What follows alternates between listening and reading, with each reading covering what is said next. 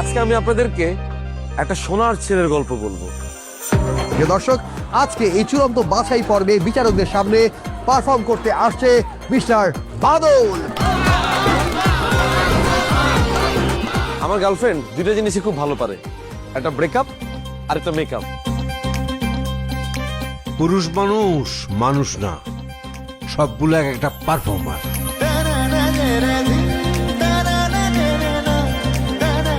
নারী দূর থেকে যতটা সুন্দর, কাছ থেকে ততটাই ভয়ঙ্কর। অচেনা পথে হেঁটে এলোমেলো পায়, কথা খুনসুটি গরম কফি চায়, তারপর দূরত্ব ভুলে কাছে আসা।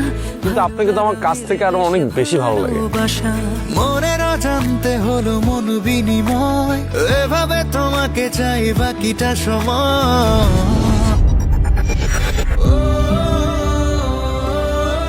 না, আমার পক্ষে আসলে তোমার সাথে কন্টিনিউ করার পসিবল না। প্লিজ আজকের পর থেকে আমার সাথে আর যোগাযোগ করো না। সামান্য একটা চাকরির জন্য আমার ছেড়ে দিল।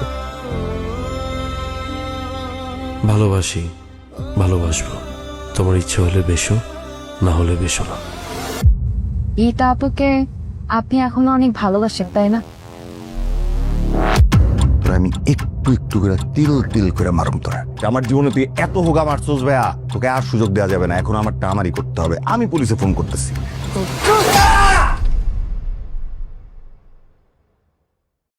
ফ্রেন্ডরা খেয়ার বলে কয়ে আসে।